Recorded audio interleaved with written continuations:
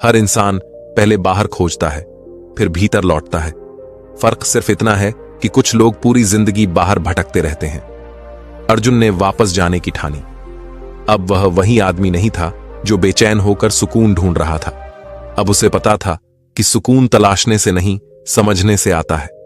रास्ते में उसने पेड़ों को देखा, हवा को महसूस किया और सोचा शायद जिंदगी कभी भी शांत नहीं होती, लेकिन जो उसे देखना सीख लेता है उसके भीतर शांति खुद बन जाती है। अद्वै ने बहुत कुछ देखा था। व्यापार, संबंध, परिवार, सम्मान, अपमान, सब कुछ हासिल किया और सब कुछ खोया भी। उसके चेहरे पर अब थकान नहीं, बस एक सवाल था, क्या यही जीवन है? वह अपने घर से एक सुबह निकल पड़ा, बिना किसी से कुछ कहे। शहर के लोग कहते रहे कि वह पागल हो गया है, पर उसे अब किसी की राय की परवाह नहीं थी।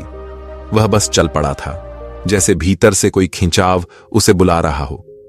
कई दिनों की यात्रा के बाद वह एक आश्रम पहुंचा जो घने जंगलों में छिपा था। वहां सैकड़ों सन्यासी रहते थे, सादे कपड़ों में, चुपचाप अपने काम करते हुए।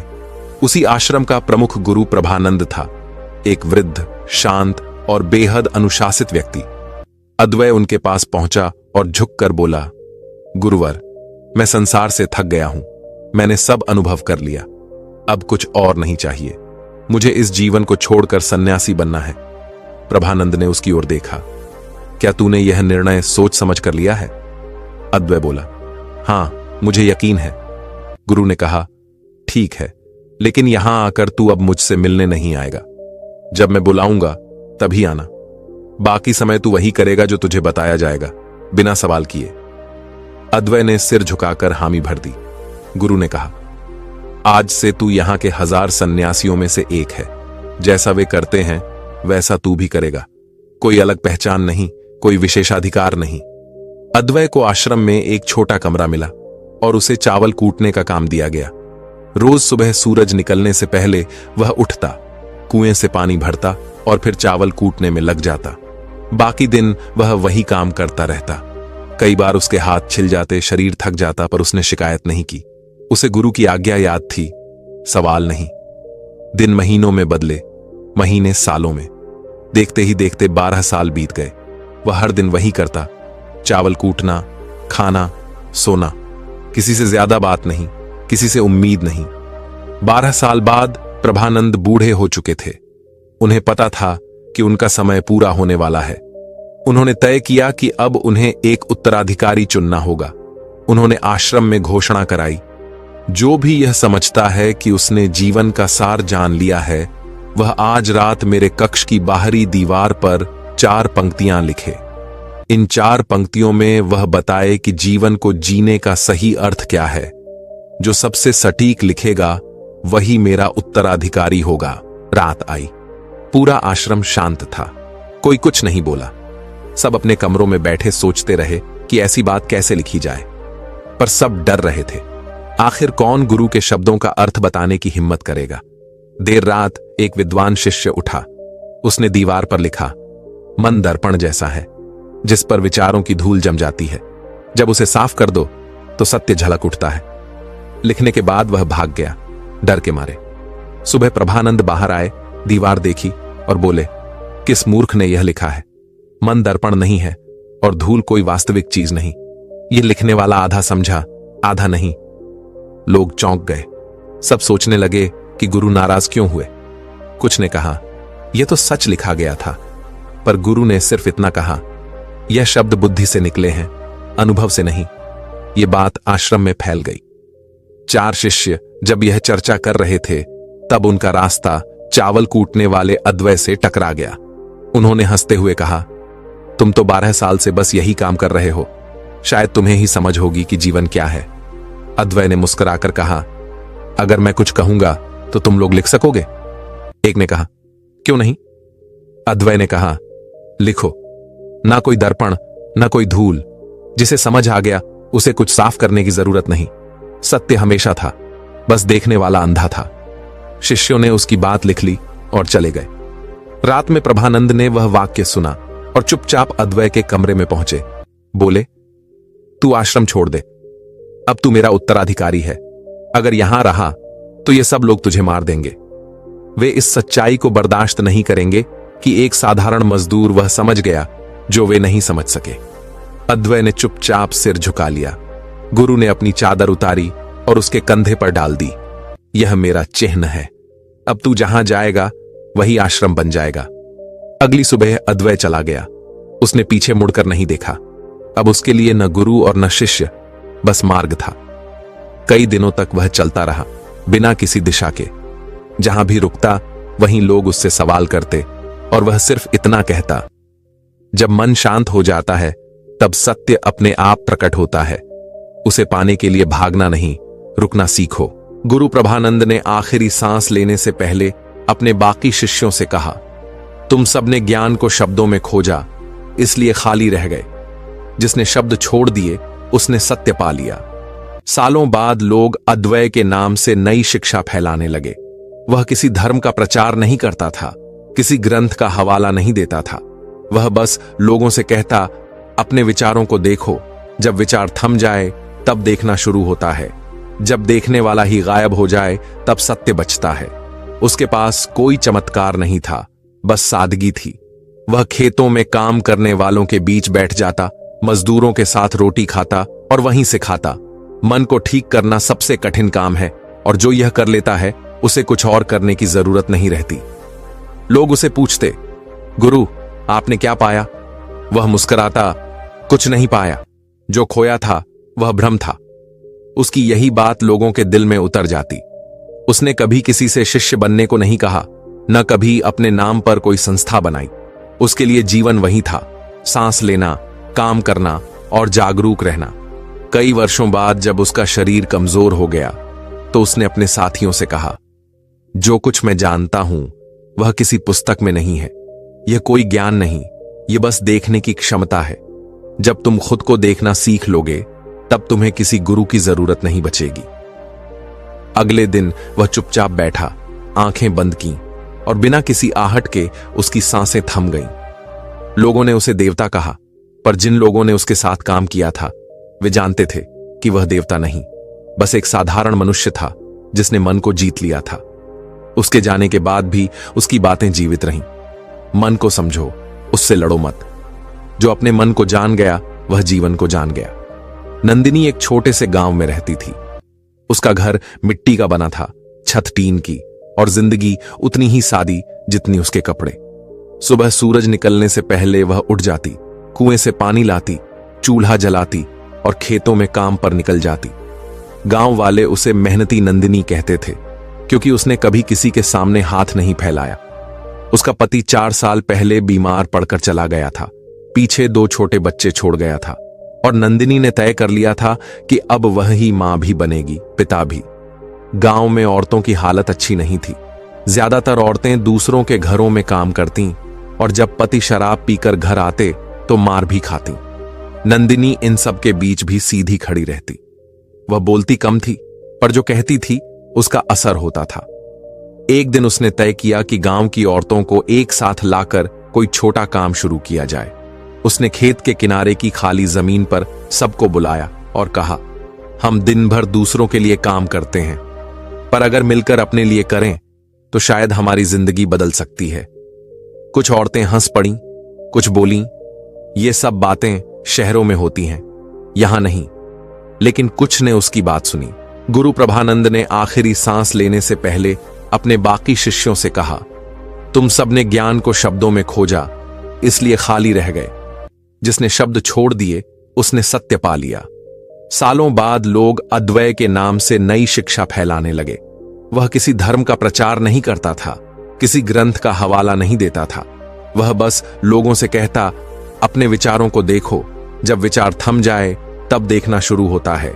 जब देखने वाला ही गायब हो जाए तब सत्य बचता है। उसके पास कोई चमत्कार नहीं था, बस सादगी थी। वह खेतों में काम करने वालों के बीच बैठ जाता, मजदूरों के साथ रोटी खाता और वहीं से खाता। मन को ठीक करना सबसे कठिन काम है और जो यह कर लेता है उसे कुछ और करने की जरूरत नहीं रहती। लोग उसे पूछते, गुरु आपने क्या पाया? वह मुस्कुराता, कुछ नहीं पाया। जो खोया था वह भ्रम था। उसकी यही बात लोगों के दिल में उतर जाती। उसने कभी किसी से शिष्य बनने को नहीं कहा, न कभी अपने नाम पर कोई संस्था बनाई। उसके लिए जीवन वही था, सांस लेना, काम करना और जागरूक रहना। कई वर्षों बाद जब उसका शरीर कमजोर हो गया तो उसने अपने साथियों से कहा, जो कुछ मैं जानता हूं वह किसी पुस्तक में नहीं है। यह कोई ज्ञान नहीं, यह बस देखने की क्षमता है। जब तुम खुद को देखना सीख लोगे तब तुम्हें किसी गुरु की जरूरत नहीं बचेगी। अगले दिन वह चुपचाप बैठा, आंखें बंद की और बिना किसी आहट के उसकी सांसें थम गईं। लोगों ने उसे देवता कहा, पर जिन लोगों ने उसके साथ काम किया था वे जानते थे कि वह देवता नहीं, बस एक साधारण मनुष्य था जिसने मन को जीत लिया था। उसके जाने के बाद भी उसकी बातें जीवित रहीं। मन को समझो, उससे लड़ो मत। जो अपने मन को जान गया वह जीवन को जान गया। नंदिनी एक छोटे से गांव में रहती थी। उसका घर मिट्टी का बना था, छत टीन की, और जिंदगी उतनी ही सादी जितनी उसके कपड़े। सुबह सूरज निकलने से पहले वह उठ जाती, कुएं से पानी लाती, चूल्हा जलाती और खेतों में काम पर निकल जाती। गांव वाले उसे मेहनती नंदिनी कहते थे क्योंकि उसने कभी किसी के सामने हाथ नहीं फैलाया। उसका पति 4 साल पहले बीमार पड़कर चला गया था, पीछे 2 छोटे बच्चे छोड़ गया था और नंदिनी ने तय कर लिया था कि अब वह ही मां भी बनेगी, पिता भी। गांव में औरतों की हालत अच्छी नहीं थी। ज्यादातर औरतें दूसरों के घरों में काम करतीं और जब पति शराब पीकर घर आते तो मार भी खातीं। नंदिनी इन सब के बीच भी सीधी खड़ी रहती। वह बोलती कम थी, पर जो कहती थी उसका असर होता था। एक दिन उसने तय किया कि गांव की औरतों को एक साथ लाकर कोई छोटा काम शुरू किया जाए। उसने खेत के किनारे की खाली जमीन पर सबको बुलाया और कहा, हम दिन भर दूसरों के लिए काम करते हैं, पर अगर मिलकर अपने लिए करें तो शायद हमारी जिंदगी बदल सकती है। कुछ औरतें हंस पड़ीं, कुछ बोलीं, ये सब बातें शहरों में होती हैं, यहां नहीं। लेकिन कुछ ने उसकी बात सुनी। धीरे धीरे नंदिनी ने 5 औरतों के साथ मिलकर गोबर के उपले और मिट्टी के बर्तन बनाने का काम शुरू किया।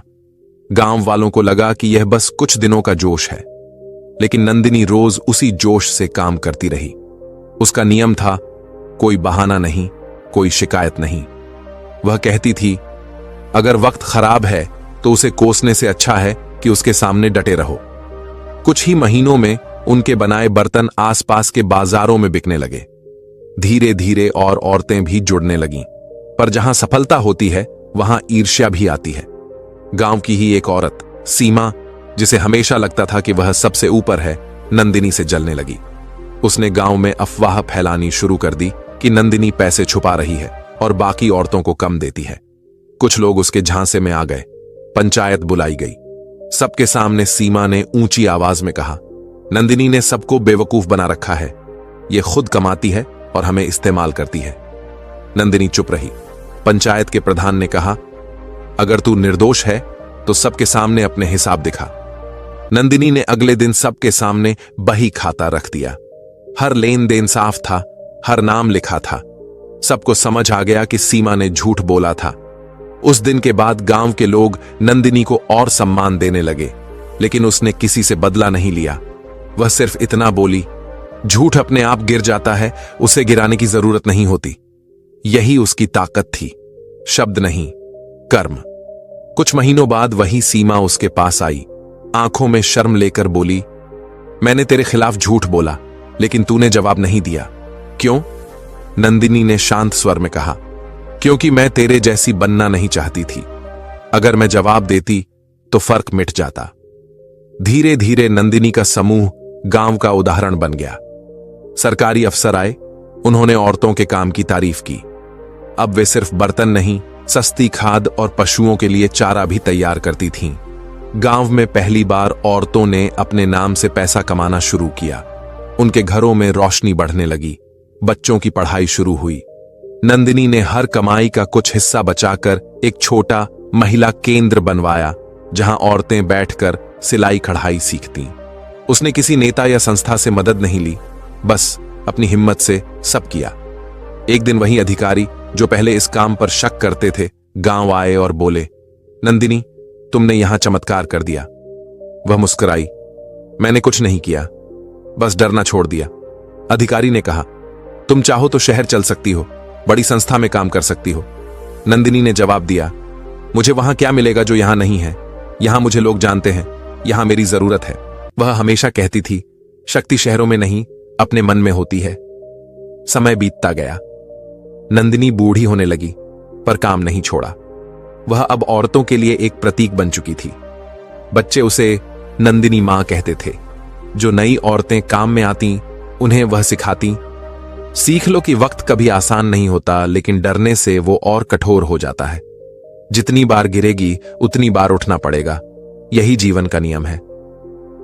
एक दिन सीमा, जो अब उसकी सबसे करीबी साथी बन चुकी थी, उसके पास आई और बोली, तूने मुझे माफ कर दिया, लेकिन मैं अब भी खुद को माफ नहीं कर पाई। नंदिनी ने कहा, खुद को माफ करना ही सबसे बड़ा सुधार है। जब तक तू अपने बीते को ढोती रहेगी, तू आज को नहीं जी पाएगी। वह रात शांत थी। गांव में दियों की रोशनी फैली थी और नंदिनी अपने घर के बाहर बैठी आसमान देख रही थी। उसके पास कोई बड़ी दौलत नहीं थी, कोई किताब में नाम नहीं, पर उसके भीतर वह सुकून था जो किसी आश्रम, किसी राजमहल या किसी साधु के पास भी नहीं था। उसने जीवन को समझ लिया था। समस्या बाहर नहीं, मन में होती है, और अगर मन सीधा है तो रास्ता भी सीधा दिखता है। अगली सुबह वह हमेशा की तरह जल्दी उठी, काम किया, और उसी दिन अचानक दोपहर में थक कर बैठ गई। जब औरतें उसके पास पहुंचीं, वह शांत थीं, जैसे नींद में हो। किसी को दुख नहीं हुआ, क्योंकि सब जानते थे कि वह जीते जी अमर हो चुकी थी। उसके केंद्र का नाम रखा गया नंदिनी गृह, जहां हर औरत का पहला पाठ था, डर से नहीं, सच्चाई से जीना। दोस्तों, जरा सोचिए, आपके जीवन में कभी न कभी ऐसा समय जरूर आया होगा जब आप रातों को चैन से सो नहीं पाए। मन बार बार बेचैन होकर यही पूछता रहा कि आखिर मेरी मेहनत का फल क्यों नहीं मिल रहा, क्यों समस्याएं खत्म होने का नाम ही नहीं ले रही। चाहे वह आर्थिक तंगी हो, रिश्तों में तनाव हो, या फिर मन का भटकाव जो हमें थका देता है। यही वह पल है जब इंसान को लगता है कि शायद जिंदगी बस परेशानियों का दूसरा नाम है। लेकिन सच यह है कि सुख और दुख दोनों ही जीवन का हिस्सा हैं, और जब तक हम जीते हैं, यह आते जाते रहेंगे। फर्क सिर्फ इतना है कि क्या हम अपने मन को इन हालातों से ऊपर उठाकर शांत रख पाते हैं या नहीं। इस वीडियो में आप जानेंगे कि कैसे ध्यान और सही दिशा से मन को काबू में लाकर बेचैनी से छुटकारा पाया जा सकता है, कैसे भीतर की छुपी शक्ति को जगाकर समस्याओं का हल साफ नजर आने लगता है, और साथ ही वे गुप्त आदतें और नियम जिनकी वजह से कुछ लोग गरीबी और तनाव में फंसे रह जाते हैं, जबकि कुछ लोग सफलता और समृद्धि हासिल कर लेते हैं। बहुत समय पहले पर्वतों से घिरे एक प्रदेश में घना वन फैला हुआ था। उसी वन के मध्य में एक प्राचीन आश्रम स्थित था। वहां एक साधु रहते थे जिनका नाम था आचार्य अनंत। आचार्य अपनी गहन साधना और आत्मचिंतन के लिए जाने जाते थे। वे नित्य प्रातःकाल सूर्योदय से पहले उठते, ध्यान में लीन होते और फिर अपने दिन का अधिकांश समय तपस्या और शास्त्रों के अध्ययन में व्यतीत करते। एक दिन आचार्य अनंत किसी कारण नगर की ओर जा रहे थे। यात्रा लंबी थी, रास्ता सुनसान और कठिन। मार्ग में उन्हें एक छोटा बालक मिला। बालक भूखा प्यासा, धूल मिट्टी से सना, असहाय सा वहीं पड़ा था। उसके पास न कोई परिवार था और न कोई सहारा। आचार्य का हृदय दया से भर उठा। उन्होंने उसे उठाया, अपने वस्त्र से चेहरा साफ किया और कुछ अन्न पानी खिलाया। बालक की आंखों में मासूमियत थी। आचार्य ने उसी क्षण निश्चय किया कि वे इस अनाथ को अपने साथ आश्रम ले जाएंगे। उस दिन से आचार्य ने बालक को अपने सानिध्य में पालना शुरू किया। उसका नाम उन्होंने रखा विहान। आश्रम का वातावरण शांत और निर्मल था। पर्वत की ठंडी हवाएं, नदी का मधुर कलकल प्रवाह, वृक्षों की छाया और पक्षियों का कलरव सब मिलकर एक अद्भुत वातावरण रचते थे। विहान धीरे धीरे बड़ा होने लगा। उसे आचार्य ने अनुशासन, सदाचार और प्रकृति से जुड़कर जीवन जीने की शिक्षा दी। जब विहान 7 वर्ष का हुआ, तब एक दिन आचार्य अनंत ने उसे बुलाकर कहा, बेटा, आज तुम तालाब के किनारे जाओ और आंखें खोलकर ध्यान करो। वहां बैठकर बस देखो, महसूस करो और जो भी घटित हो रहा है उसका साक्षी बनो। विहान अभी छोटा था, उसे ध्यान का अर्थ नहीं पता था। फिर भी उसने आचार्य की बात मान ली। वह तालाब के पास जाकर बैठ गया। वहां का वातावरण असाधारण शांति से भरा था। चारों ओर फैली हरियाली, झाड़ियों पर खिले फूल, उनकी सुगंध, जल में हिलोरें लेती लहरें और आसपास के पत्थर सब उसे मोह लेने लगे। वह इन सबको बड़े ध्यान से देखता, उनमें डूब जाता और उसे भीतर से सुकून मिलता। धीरे धीरे यह उसकी आदत बन गई। रोज एक ही समय वह तालाब के किनारे बैठने लगा। देखते देखते उसके भीतर निरीक्षण की कला विकसित होने लगी। वह छोटी छोटी बातों पर ध्यान देने लगा। फूलों की कोमलता, जल की शीतलता, पत्थर की कठोरता, सबको वह गहराई से महसूस करता। जब उसका मन शांत हो जाता तो उसकी आंखें अपने आप बंद हो जाती और वह घंटों यूं ही बैठा रहता। समय बीतता गया और विहान किशोर हुआ, पर जैसे जैसे उसकी उम्र बढ़ी उसका मन भी बदलने लगा। अब उसका ध्यान पहले जैसा एकाग्र न रहता। पर्वत की शांति उसे आकर्षित नहीं करती। उसकी आंखें शहर की टिमटिमाती रोशनी की ओर खींचने लगीं। उसे लगता कि दुनिया देखनी चाहिए, नए लोगों से मिलना चाहिए, जीवन का अनुभव करना चाहिए। आखिरकार जब वह 18 वर्ष का हुआ तो एक दिन आचार्य से बोला, पिताजी, मैं दुनिया देखना चाहता हूं। यहां पर्वतों की शांति में रहकर मन बेचैन हो गया है। शहर की रोशनियां मुझे पुकारती हैं। वहां जाकर लोगों से मिलूं, उनसे सीखूं, यही मेरी इच्छा है। आचार्य ने उसकी बात ध्यान से सुनी, लेकिन कुछ उत्तर नहीं दिया। विहान प्रतीक्षा करता रहा, पर आचार्य मौन रहे। अगले दिन प्रातः आचार्य ने स्वयं उसे बुलाया। उसके हाथ में एक पत्र थमाया और कहा, बेटा, यदि तुम्हारा मन जाना चाहता है तो जाओ। इस पत्र को राजा वीरेंद्र को देना। वे मेरे मित्र हैं, वहां तुम्हें आश्रय मिलेगा। विहान ने पत्र लिया। मन प्रसन्न हुआ। उसने तुरंत अपना सामान बांधा और यात्रा पर निकल पड़ा। रास्ते में अचानक उसके मन में विचार आया, आचार्य ने हमेशा मुझे रोकने की कोशिश की, पर इस बार इतनी आसानी से क्यों भेज दिया? यह सोचते ही उसने पत्र खोला। उसमें मात्र 3 शब्द लिखे थे, केवल दिशा दिखाओ। यह पढ़कर विहान उलझन में पड़ गया, पर उसने अधिक विचार नहीं किया और नगर की ओर बढ़ चला। नगर पहुंचकर उसने राजा वीरेंद्र को पत्र सौंपा। राजा ने पत्र पढ़ा और मुस्कुराए। वे समझ गए कि आचार्य ने विहान को यहां क्यों भेजा है। उन्होंने अपने सैनिकों से कहा कि इस युवक को महल में ठहराने की व्यवस्था करें। महल की सुविधाएं विलक्षण थीं। विहान को आराम, भोजन और सब सुख मिलने लगे। राजा ने उससे कहा, बेटा, तुम्हारा यहां केवल एक ही काम है, खुश रहना। विहान को यह सुनकर प्रसन्नता हुई। अब वह निश्चिंत होकर दिन बिताने लगा। वह शहर में घूमता, लोगों से मिलता, बातें करता और किताबें पढ़ता। कुछ महीनों तक सब अच्छा लगा, पर धीरे धीरे उसका मन फिर अशांत होने लगा। उसने देखा कि चाहे लोग अमीर हों या गरीब, व्यापारी हों या कर्मचारी, सबके चेहरे पर तनाव है। सब बेचैन, चिंतित और परेशान दिखते। केवल छोटे बच्चे ही सच्चे अर्थों में प्रसन्न थे। वे खेलते, हंसते और वर्तमान में जीते। यह देखकर विहान के मन में प्रश्न उठे, क्या यही जीवन है? क्या सुख केवल बाहरी चीजों में है? लोग इतने साधन पाकर भी क्यों दुखी हैं? इन्हीं विचारों में डूबे एक दिन वह बगीचे में बैठा था। तभी राजा वीरेंद्र वहां आए। उन्होंने विहान को चिंतित देखा और पूछा, बेटा, क्यों उदास हो?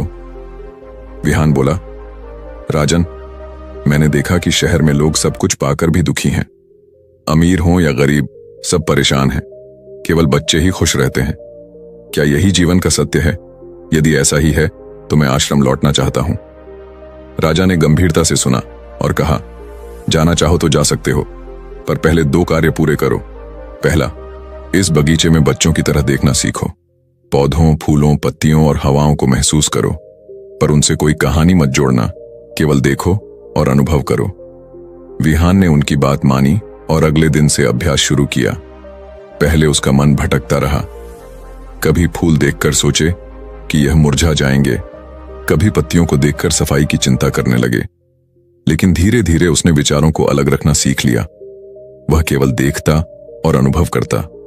दिन बीतते बीतते उसका मन शांत होने लगा। कुछ ही समय में उसे एहसास हुआ कि यह वही अभ्यास है जो आचार्य अनंत ने उसे 7 वर्ष की आयु में सिखाया था, खुली आंखों का ध्यान।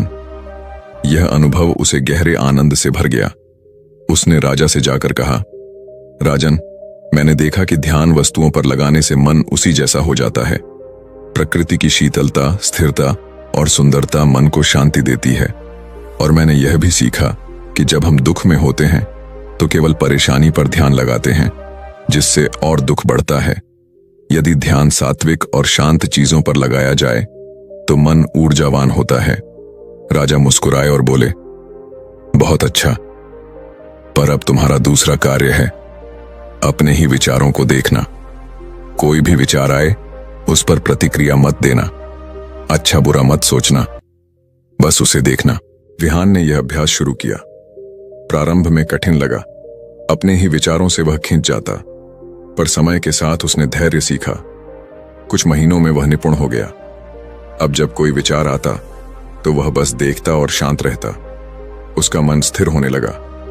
धीरे धीरे उसने अनुभव किया कि संसार केवल हमारे मन का प्रतिबिंब है। जो अच्छाई बुराई बाहर दिखती है वह सब मन की कहानियां हैं। असली शांति भीतर है।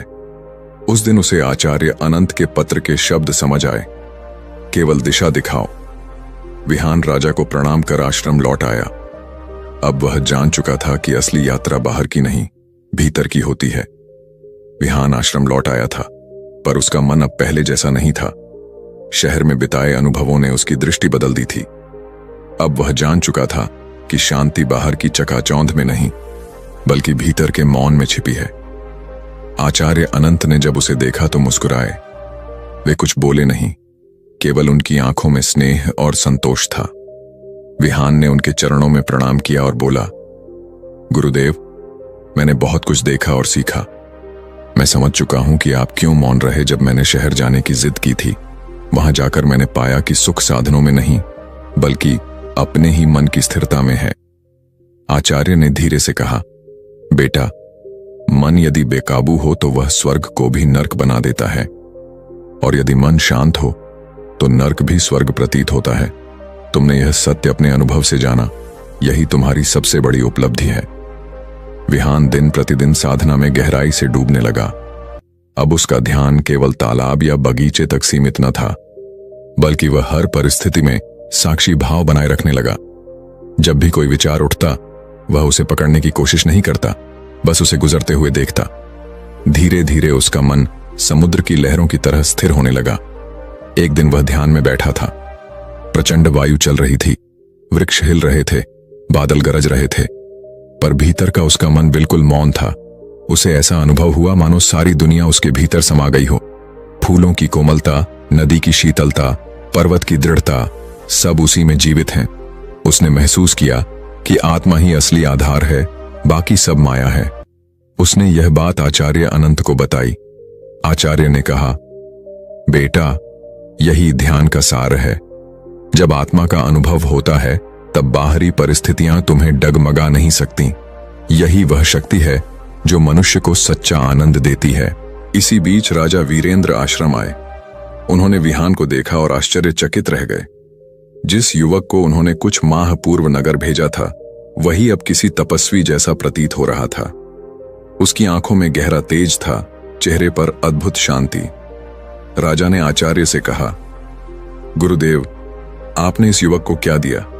यह तो अब सामान्य मनुष्य जैसा नहीं लगता। इसके चेहरे पर वही शांति है जो मैंने केवल आपके चेहरे पर देखी थी। आचार्य ने मुस्कुराकर उत्तर दिया, राजन, इसे मैंने कुछ नहीं दिया। यह सब इसके भीतर पहले से ही था। मैंने तो बस दिशा दिखाई।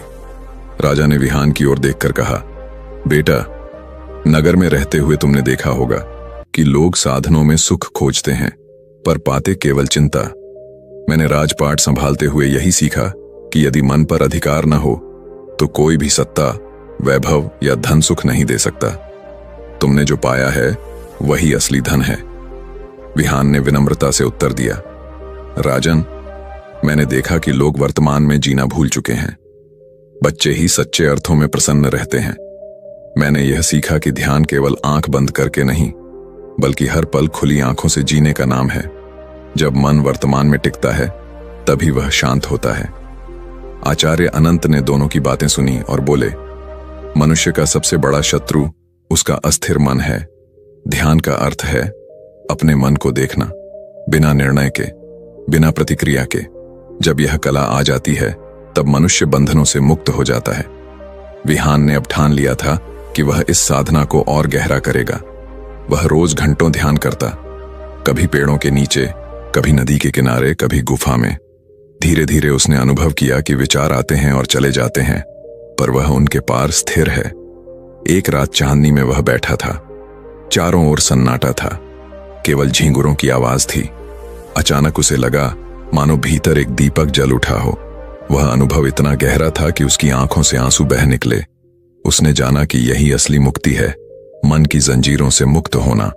जब वह पुनः आचार्य के पास पहुंचा तो बोला, गुरुदेव, अब मुझे समझ आया कि दुनिया की सारी कहानियां, सारे सुख दुख केवल मन की लहरें हैं। असली आनंद तो मन की शांति में है। वही आनंद हमेशा मेरे पास था, पर मैं उसे बाहर ढूंढता रहा। आचार्य अनंत ने स्नेहपूर्वक उसका सिर सहलाया और कहा, बेटा, तुमने सत्य पा लिया है।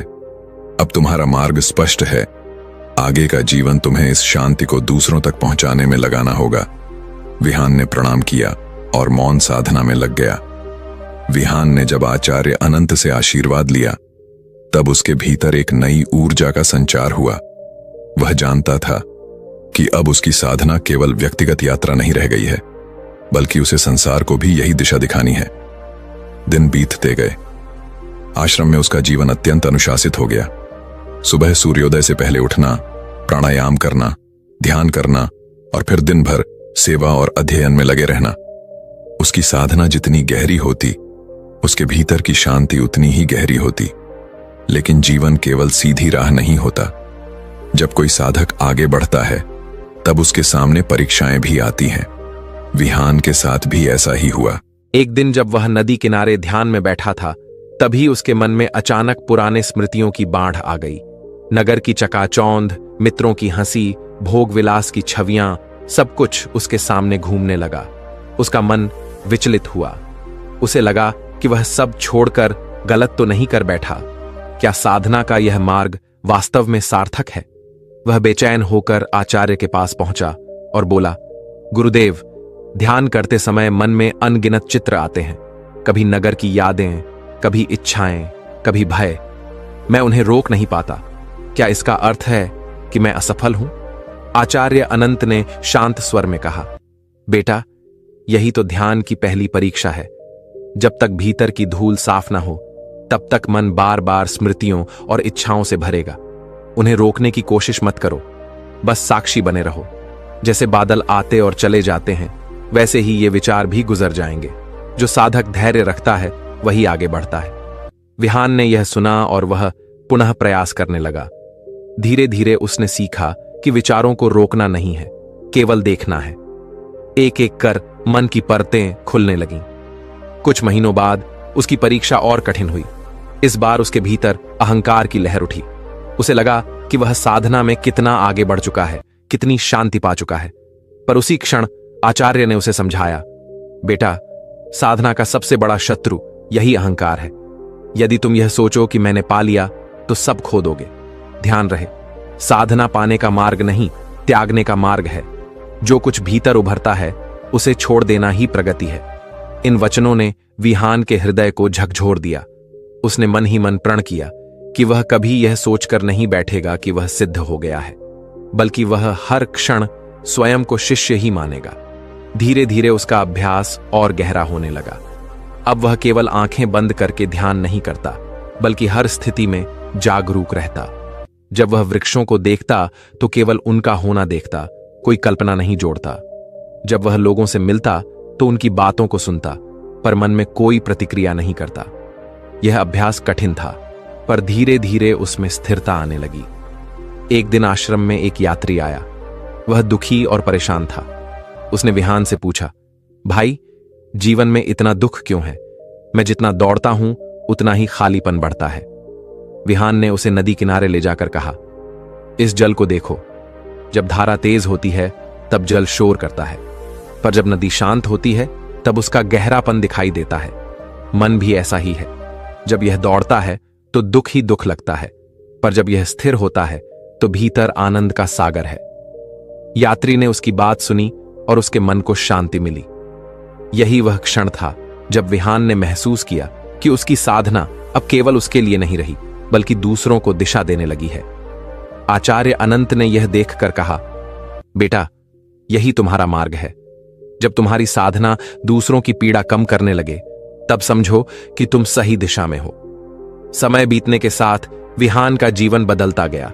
अब नगर के लोग भी उसके बारे में सुनने लगे। कुछ लोग उसे देखने आश्रम आने लगे। वे उसके पास बैठते, उससे प्रश्न पूछते और उसकी शांत दृष्टि से प्रभावित होते। पर विहान कभी स्वयं को गुरु नहीं मानता।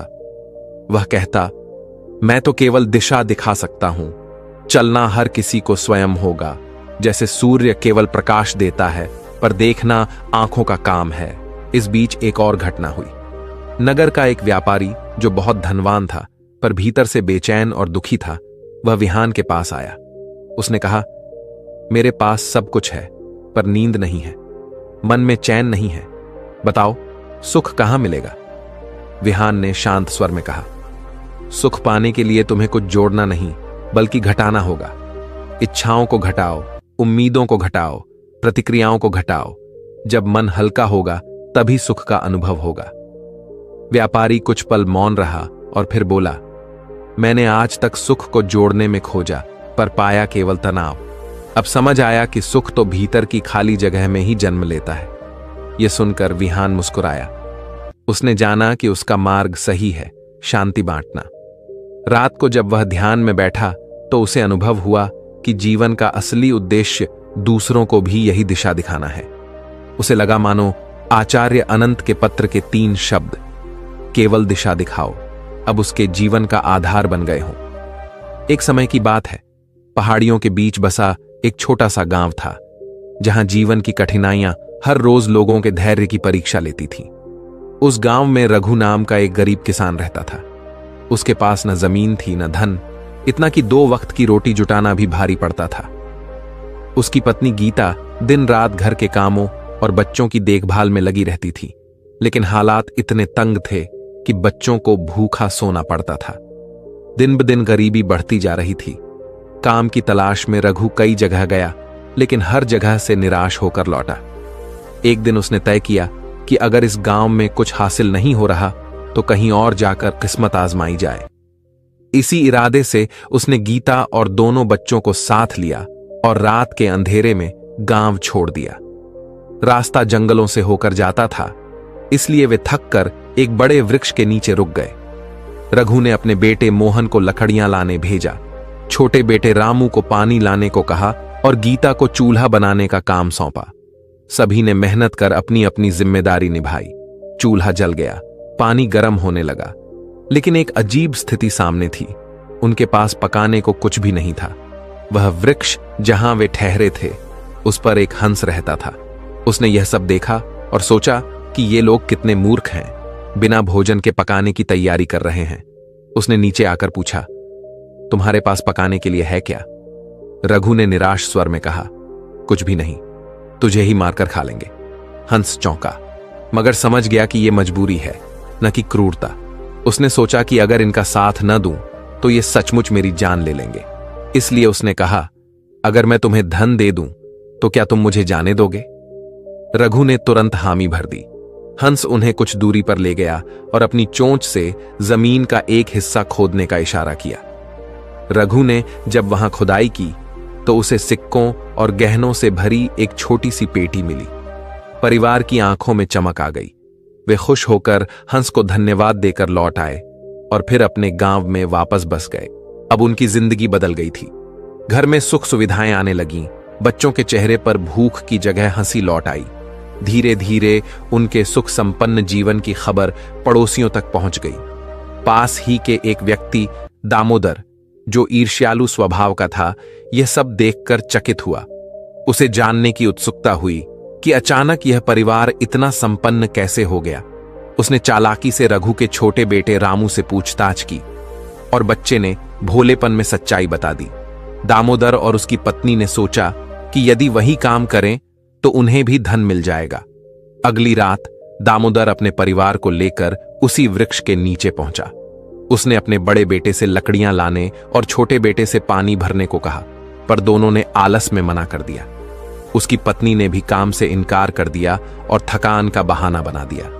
जैसे तैसे दामोदर ने खुद ही लकड़ियां इकट्ठी की और पानी गर्म करने लगा।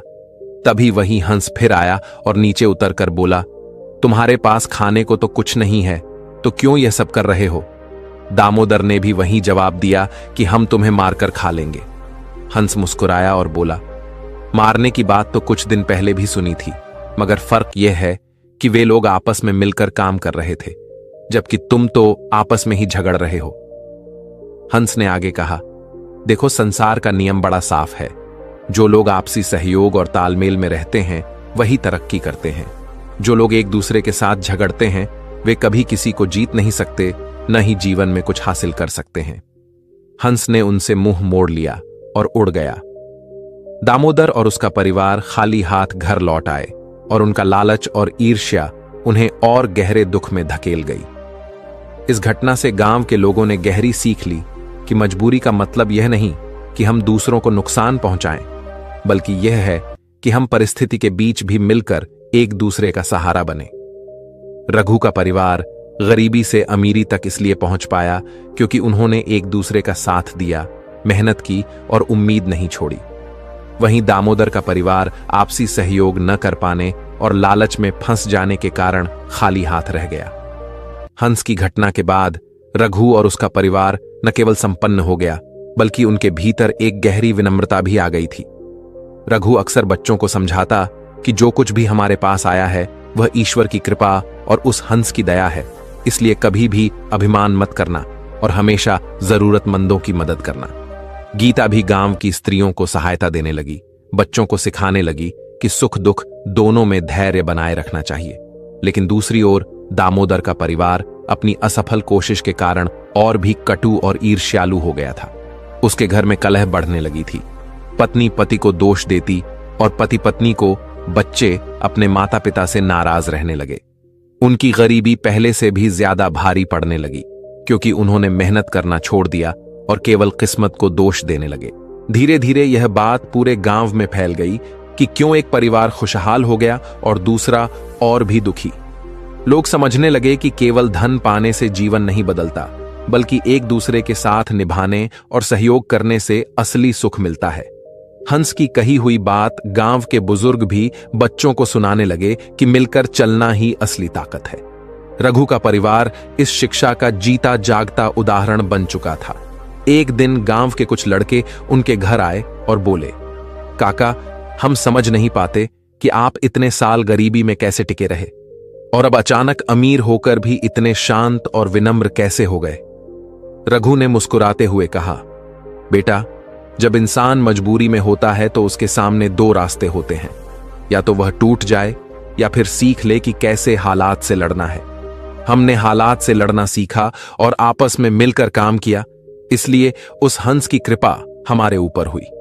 अगर उस दिन हम भी दामोदर की तरह आपस में झगड़ते तो शायद आज हम भी खाली हाथ होते।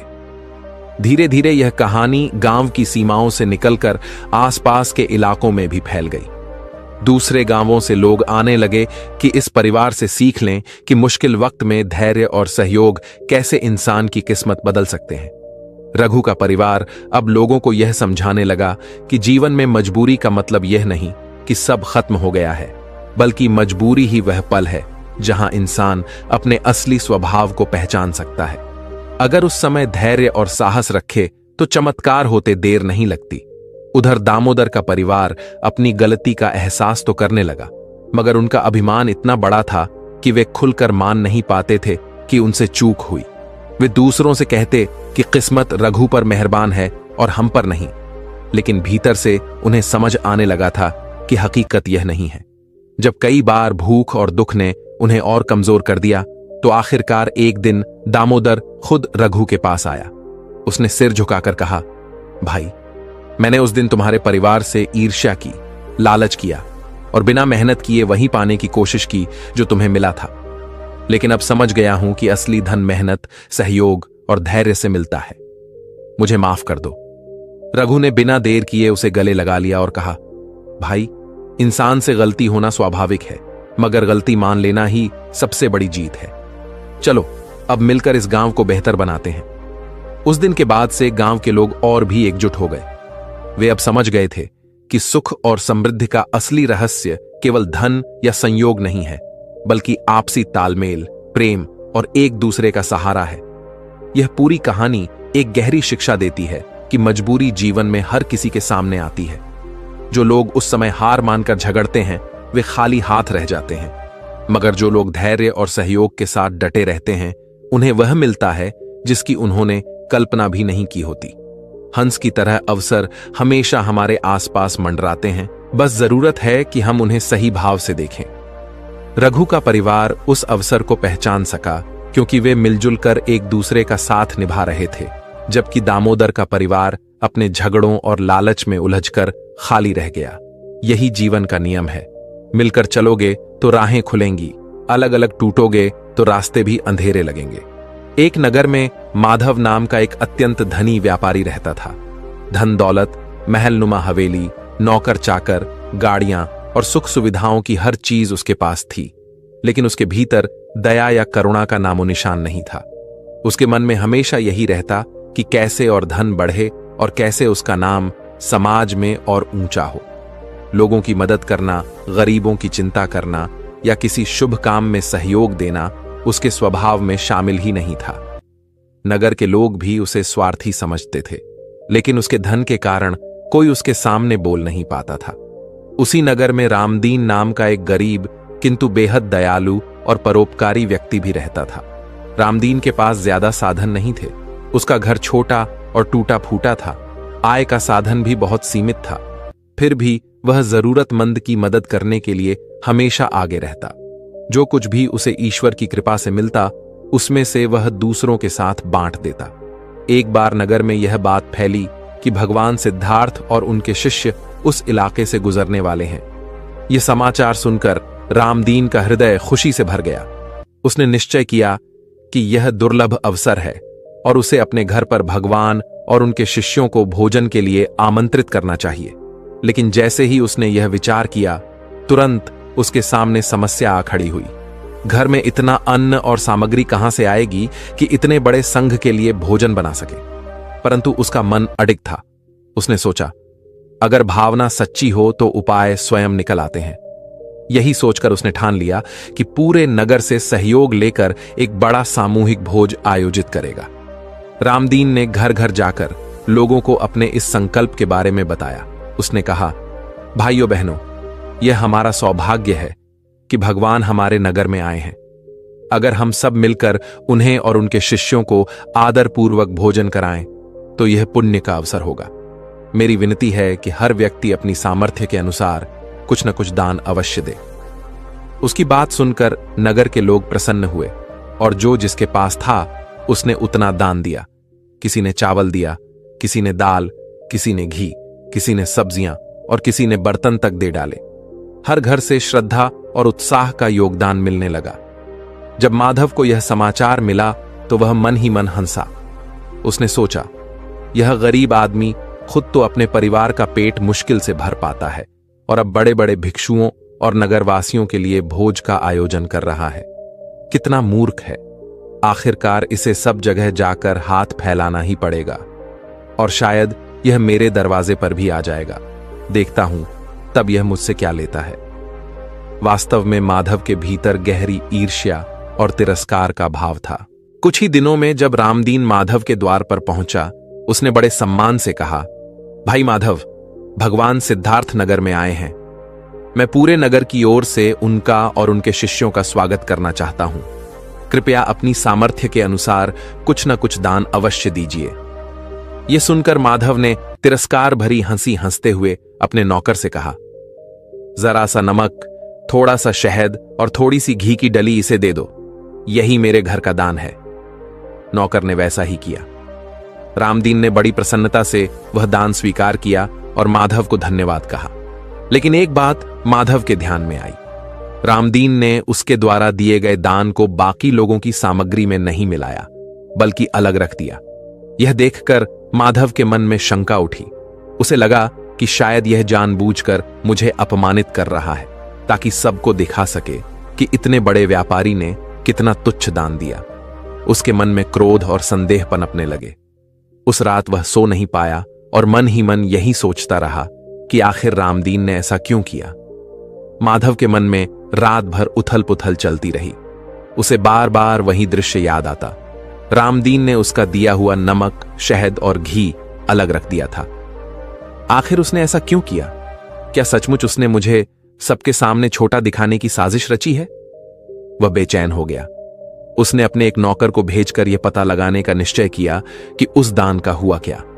नौकर ने जाकर देखा कि रामदीन बड़ी श्रद्धा और लगन से भोजन की तैयारी कर रहा है। जो सामग्री नगरवासियों ने दी थी उससे चावल, सब्जियां, दाल और खीर सब बन रही थी, लेकिन माधव द्वारा दिए गए नमक, शहद और घी को उसने बड़ी सावधानी से अलग रखा था। रामदीन समय समय पर उस सामग्री से थोड़ा थोड़ा लेकर हर व्यंजन में डाल रहा था। नौकर ने यह सब देखा और लौटकर माधव को बताया।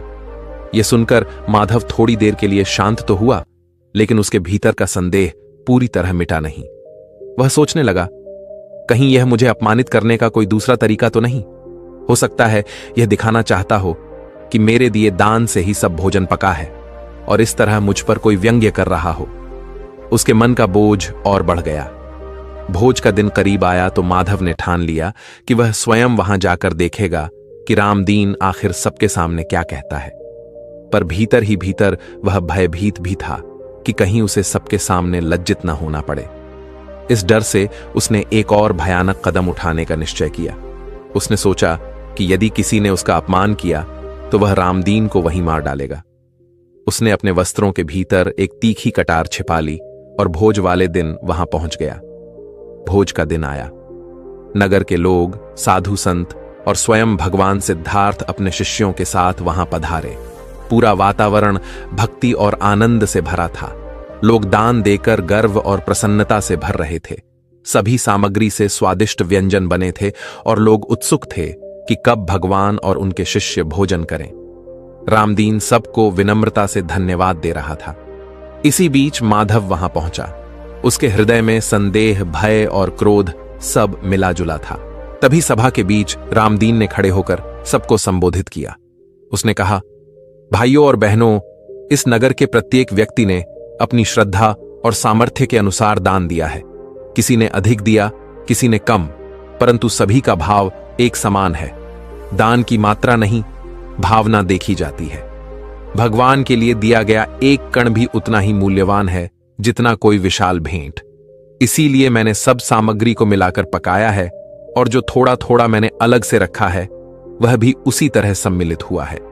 यहां किसी के दान को छोटा या बड़ा नहीं कहा जा सकता। सभी का योगदान बराबर है। यह सुनकर माधव का दिल कांप उठा। उसके मन में जो संदेह था वह पल भर में मिट गया।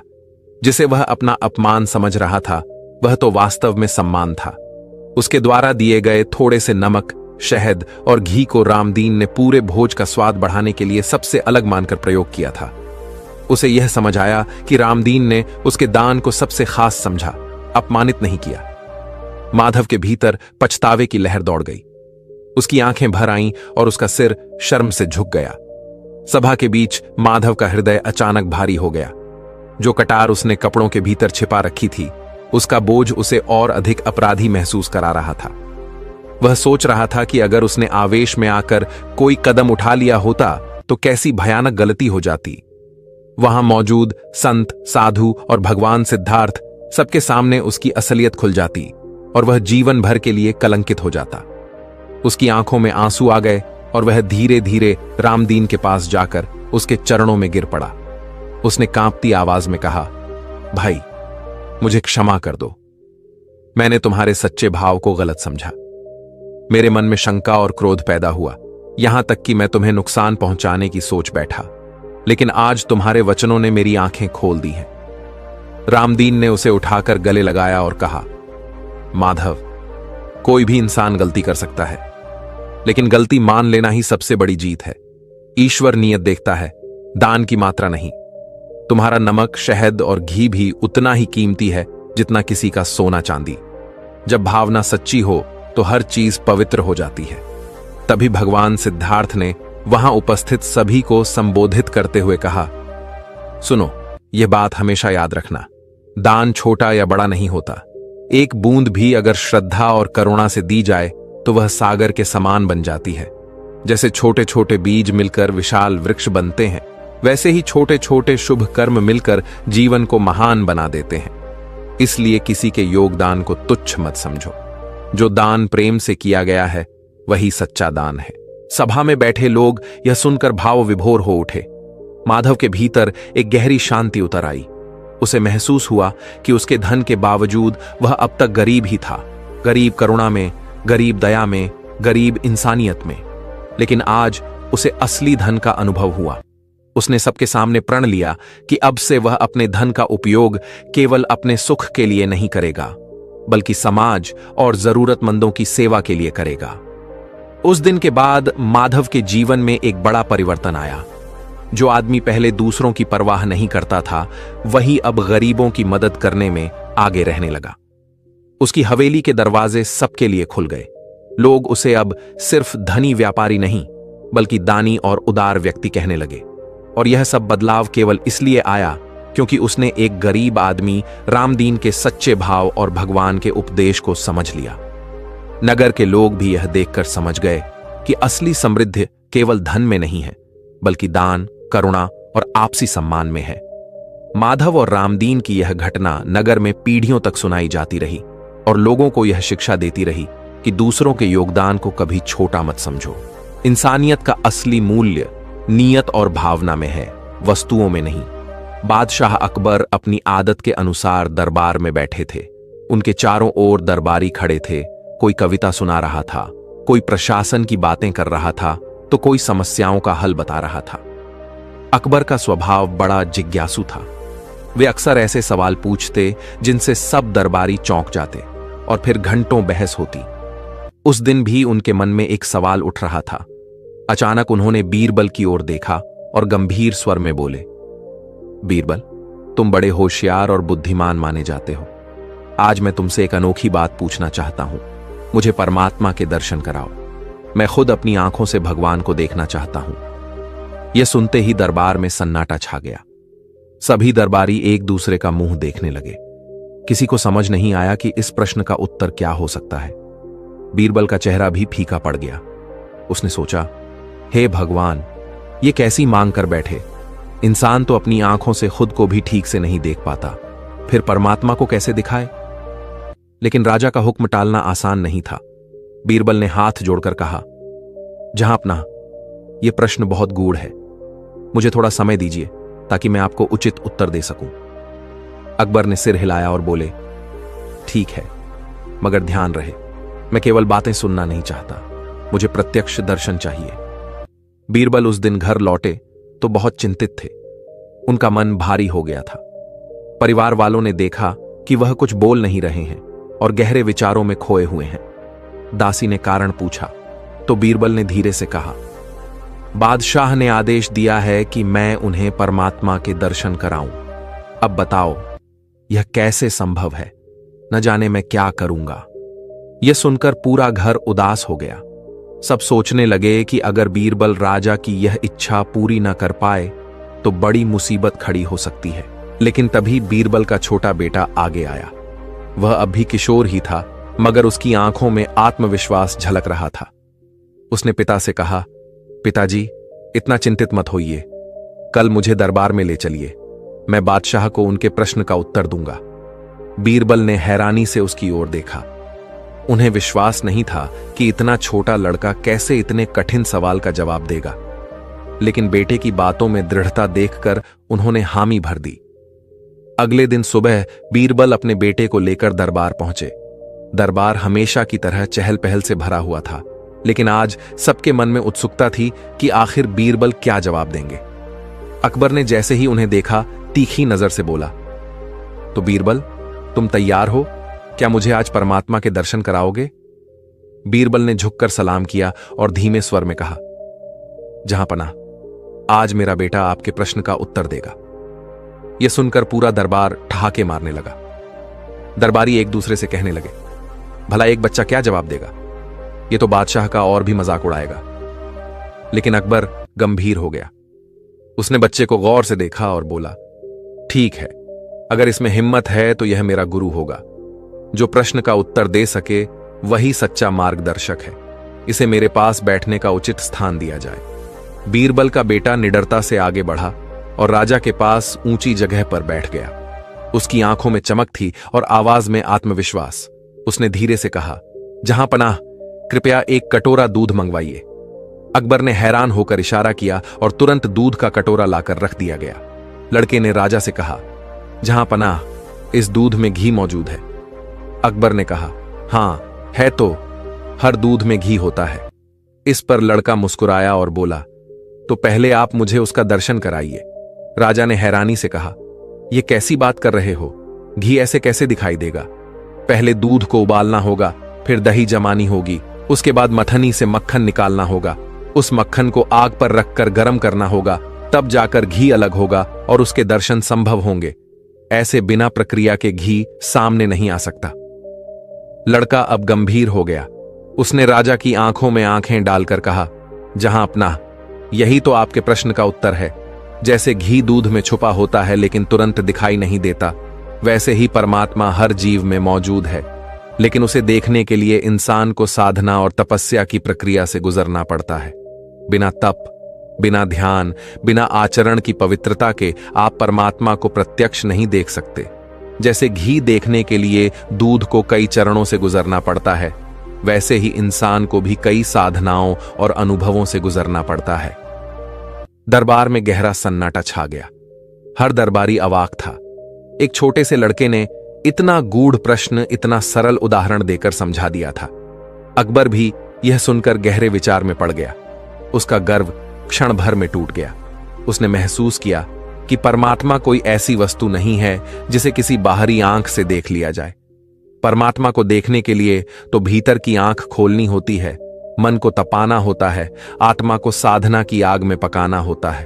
अकबर की आंखों में चमक आई। उसने लड़के से कहा, तुम सचमुच मेरे गुरु हो। आज मैंने समझा कि ईश्वर के दर्शन पाने के लिए केवल इच्छा काफी नहीं, बल्कि साधना करनी होती है। जैसे घी पाने के लिए दूध को मथना पड़ता है, वैसे ही परमात्मा को पाने के लिए आत्मा को तपाना पड़ता है। इतना कहते ही वह अपने आसन से उठ खड़ा हुआ और पूरे दरबार में घोषणा की, आज से यह बालक मेरा गुरु है।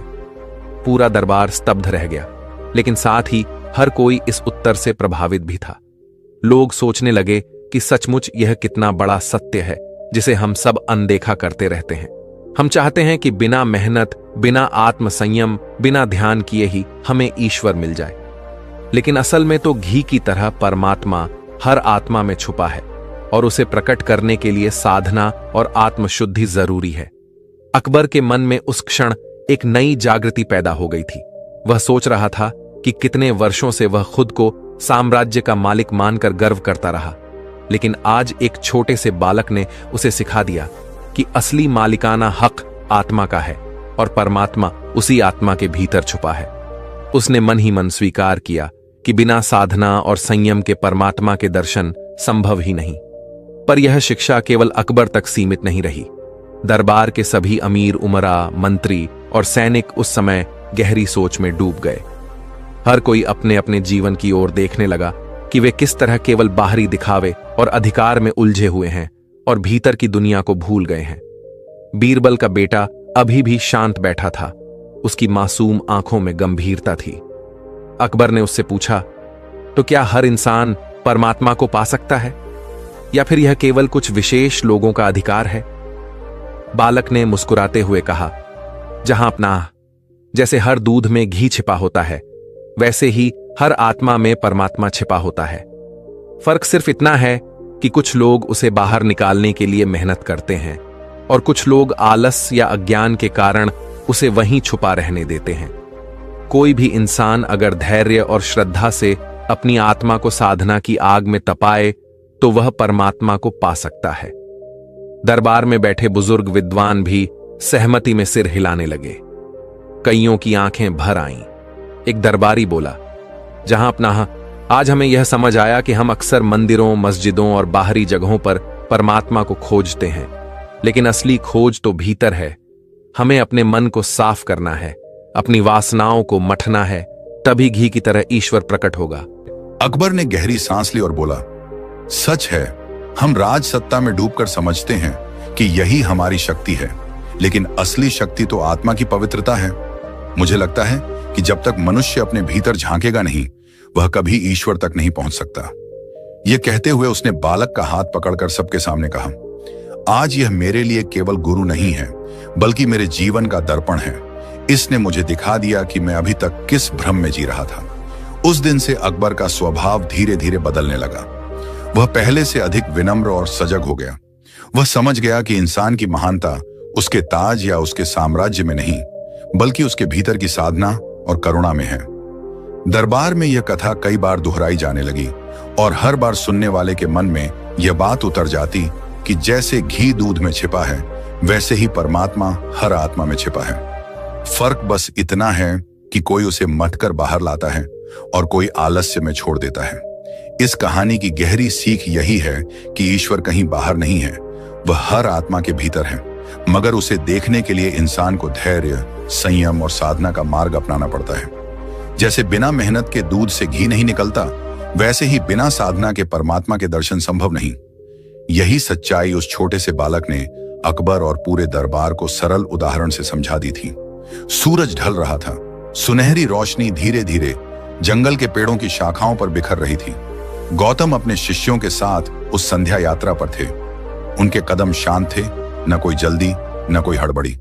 उनके पीछे चल रहे शिष्य भी उसी लय में बढ़ रहे थे। हवा में शांति थी, लेकिन भीतर भीतर सबके मन में उत्सुकता थी कि गुरु आज किस ओर ले जा रहे हैं। चलते चलते अचानक बुद्ध ने अपने कदम रोक दिए। शिष्य भी रुक गए, पर उनके सामने का दृश्य देखकर सभी के चेहरों पर भय और घृणा का भाव आ गया। वहां जमीन पर एक शव पड़ा था, बुरी तरह से सड़ा गला। उसकी त्वचा जगह जगह से फट चुकी थी, कीड़े मकोड़े रेंग रहे थे और बदबू पूरे वातावरण को असहनीय बना रही थी। हवा का हर झोंका उस दुर्गंध को और तीखा कर देता। शिष्य बेचैन होकर एक दूसरे को देखने लगे।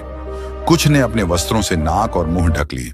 कोई धीरे से कहने लगा, यहां ठहरना उचित नहीं है, हमें आगे बढ़ जाना चाहिए। लेकिन बुद्ध वहीं खड़े रहे।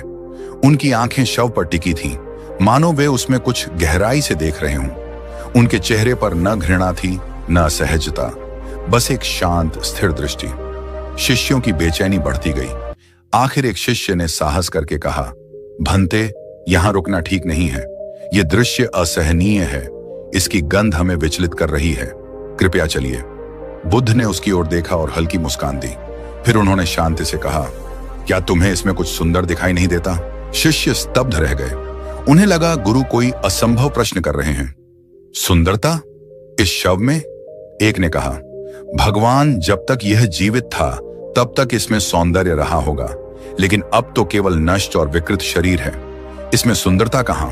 बुद्ध शव की ओर इशारा करते हुए बोले, देखो ध्यान से, जब यह व्यक्ति जीवित था उसके दांत कितने मजबूत और सुंदर रहे होंगे। मृत्यु ने इस शरीर को छीन लिया, मगर उसके दांत आज भी चमक रहे हैं। क्या यह सुंदरता नहीं है? शिष्य हतप्रभ रह गए। वे शव को घृणा से ही देख रहे थे। कभी सोचा ही नहीं था कि उसमें कुछ अच्छा भी हो सकता है।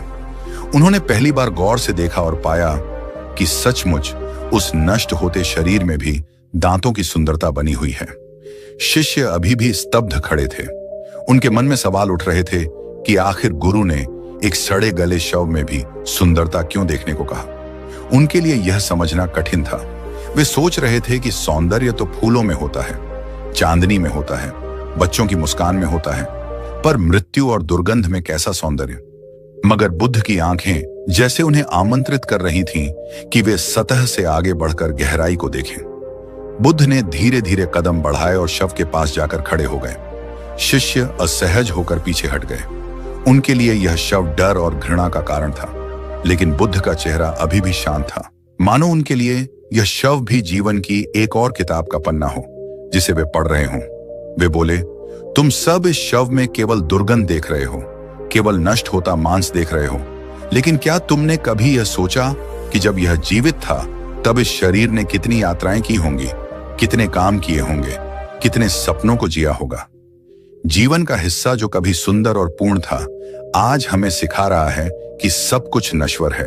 मृत्यु केवल अंत नहीं, बल्कि एक आईना है जिसमें जीवन का सच्चा स्वरूप दिखाई देता है। एक शिष्य ने कहा, गुरुजी, इस शव से हमें केवल अनित्यता का बोध हो रहा है, इसमें और कौन सी सीख छुपी है?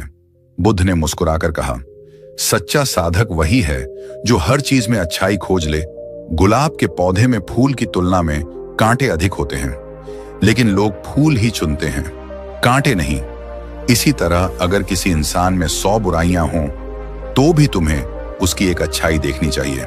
जो दृष्टि बुराई में भी अच्छाई खोज लेती है, वही दृष्टि निर्मल और दिव्य है। शिष्य धीरे धीरे समझने लगे। उन्हें महसूस हुआ कि उनका मन केवल नकारात्मक पर टिकता है। वे शव में केवल बदबू देखते थे, पर उसमें छुपी शिक्षा को नहीं। बुद्ध ने कहा, अगर तुम केवल दोष देखोगे तो हर जगह दोष ही पाओगे। अगर तुम केवल सौंदर्य देखोगे तो हर जगह सौंदर्य प्रकट होगा। यह संसार तुम्हारी दृष्टि का दर्पण है। जैसे तुम देखना चाहते हो वैसे ही यह तुम्हें दिखाई देगा। बुद्ध की बातें सुनते सुनते शिष्यों के मन का भय और घृणा कम होने लगी। वे शव की ओर फिर देखने लगे, और अब उन्हें केवल सड़न नहीं दिख रही थी, बल्कि जीवन की गहरी सच्चाई भी दिखने लगी थी। उन्होंने महसूस किया कि मृत्यु में भी शिक्षा है, नाश में भी संदेश है, और क्षय में भी एक प्रकार का सौंदर्य है। संध्या गहराने लगी थी। आकाश में नीला रंग गहरा हो चुका था, और जंगल की शाखाओं से छनकर आती ठंडी हवा अब शिष्यों के मन को भी शांत करने लगी थी। वे अभी तक शव के सामने खड़े थे, लेकिन अब उनकी आंखों में पहले जैसी घृणा या भय नहीं था। उनके चेहरे पर एक अलग सी गंभीरता और विचारशीलता उतर आई थी। बुद्ध ने सबकी ओर देखा और कहा, तुमने देखा, अभी कुछ समय पहले तुम सब इस शव को देखकर भागना चाहते थे। तुम्हें इसमें केवल सड़न और बदबू दिखाई दे रही थी, लेकिन जब तुम्हारी दृष्टि बदली तो तुमने इसमें सौंदर्य भी देख लिया। यही साधना है। साधना का अर्थ यही है कि तुम अपनी दृष्टि को बदलो, क्योंकि जो दृष्टि बाहर देखती है वही भीतर का संसार भी रचती है। बुद्ध कुछ क्षण चुप रहे, फिर बोले, सोचो, जब तक इस शरीर में प्राण था यह कितना आकर्षक और प्रिय लगता था। लोग इसे सजाते थे, स्नेह करते थे, इसके लिए धन और शक्ति इकट्ठा करते थे, लेकिन मृत्यु ने आते ही सब कुछ मिटा दिया। यही जीवन का नियम है। जो उत्पन्न हुआ है वह नष्ट होगा। कोई भी रूप स्थायी नहीं है। अगर तुम केवल रूप पर ही मोहित रहोगे तो अंततः दुख पाओगे, क्योंकि रूप क्षणिक है। मगर अगर तुम उस रूप में भी अच्छाई देख पाओगे, नश्वरता में भी सौंदर्य देख पाओगे, तो तुम्हारा मन मुक्त हो जाएगा। एक युवा शिष्य ने धीरे से पूछा, भंते, क्या इसका अर्थ यह है कि हमें हर चीज में केवल अच्छाई ही देखनी चाहिए, बुराई को नजरअंदाज करना चाहिए? बुद्ध ने गंभीर स्वर में उत्तर दिया, नहीं, बुराई को अनदेखा मत करो। बुराई को देखो, पहचानो, लेकिन उसके साथ साथ यह भी देखो कि उसमें छुपी अच्छाई कहाँ है। अगर तुम केवल दोष देखोगे तो तुम्हारा मन भी दोषपूर्ण हो जाएगा। अगर तुम अच्छाई खोजने की आदत डालोगे तो तुम्हारा मन भी प्रकाश से भर जाएगा। यह दृष्टि तुम्हें करुणा की ओर ले जाएगी, और वही करुणा साधक को जागरण तक पहुंचाती है। शिष्यों के मन में एक नई समझ का प्रकाश हुआ।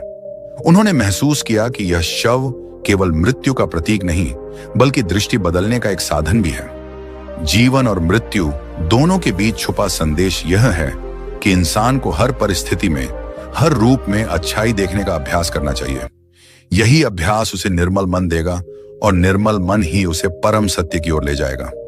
बुद्ध ने अंत में कहा, याद रखो, 100 फूलों वाले पेड़ में अगर एक भी कांटा है तो तुम केवल कांटा देखकर दुखी हो जाओगे, लेकिन अगर 100 कांटों वाले पेड़ में एक भी फूल है और तुम उसे देख पाओ तो तुम्हारा मन प्रसन्न होगा। यह तुम्हारी दृष्टि का खेल है।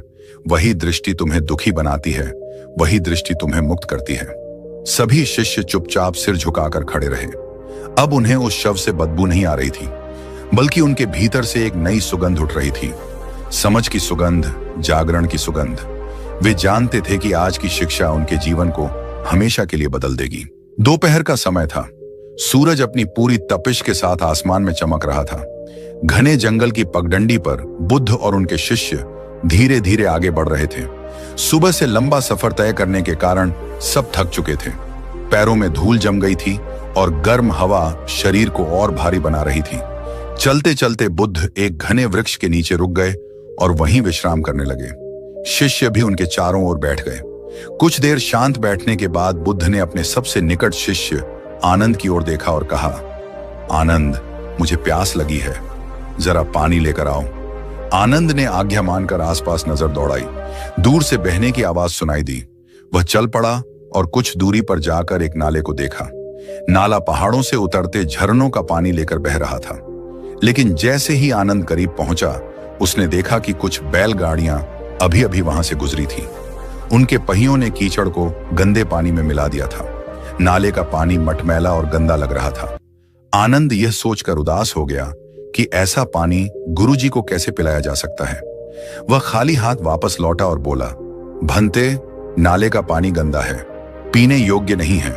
मैं थोड़ा आगे जाकर नदी खोजकर वहां से पानी ले आता हूं। बुद्ध ने शांत स्वर में कहा, नहीं आनंद, तुम उसी नाले पर वापस जाओ और वहीं से पानी लेकर आओ।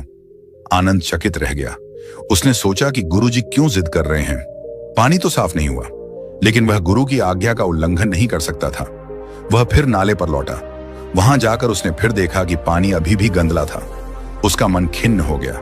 वह फिर खाली हाथ लौट आया और बोला, भंते, अभी भी पानी गंदा है, ऐसा पानी आपको नहीं देना चाहिए। बुद्ध ने उसे देखा और मुस्कुराकर फिर कहा, आनंद, एक बार और उस नाले पर जाओ, ध्यान से देखना। आनंद तीसरी बार वहां गया।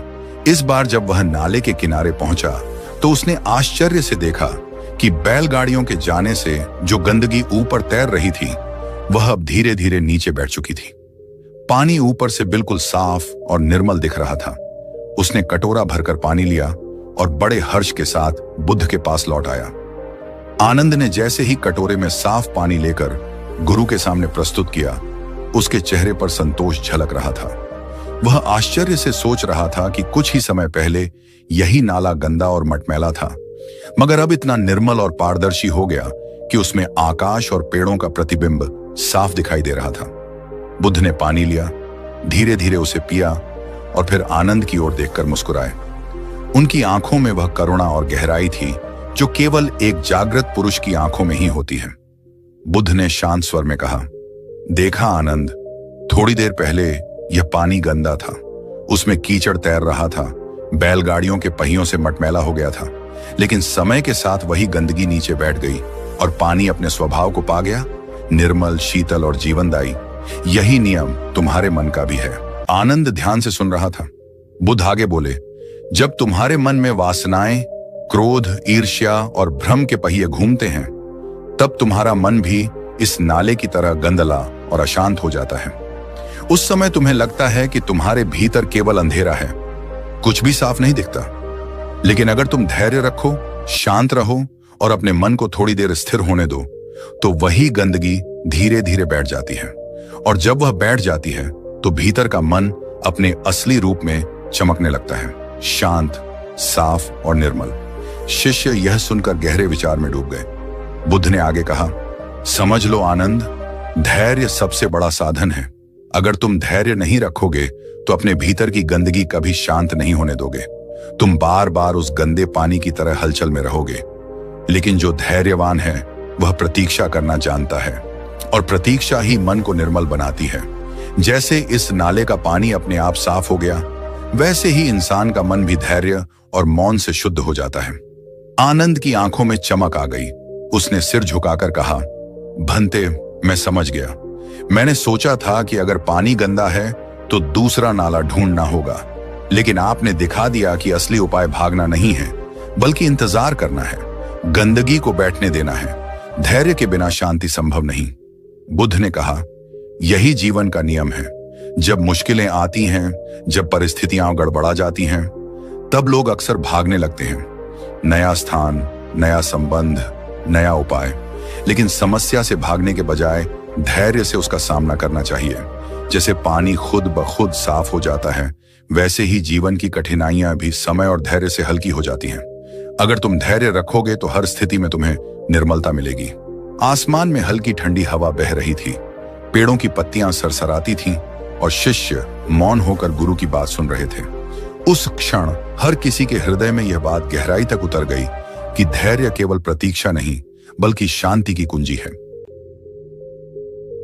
नमस्कार दोस्तों, स्वागत है आपका सिद्धार्थ इंस्पायर्ड पर, वो जगह जहां कहानियां सिर्फ सुनाई नहीं जाती, बल्कि आपके जीवन की दिशा बदलने की ताकत रखती है।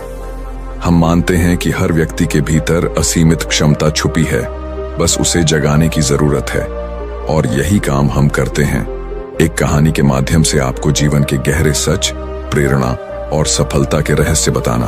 तो आज की कहानी में हम आपके लिए लेकर आए हैं एक ऐसा अनुभव जो अगर आपने ध्यान से सुना और समझा तो यह आपकी सोच, आपके फैसले और आपकी मंजिल तीनों को बदल सकता है। इसीलिए इस वीडियो को बीच में छोड़कर मत जाइए, क्योंकि हो सकता है कि आपके जीवन में सफलता सिर्फ एक सही विचार की दूरी पर खड़ी हो और वह विचार इसी कहानी में छुपा हो।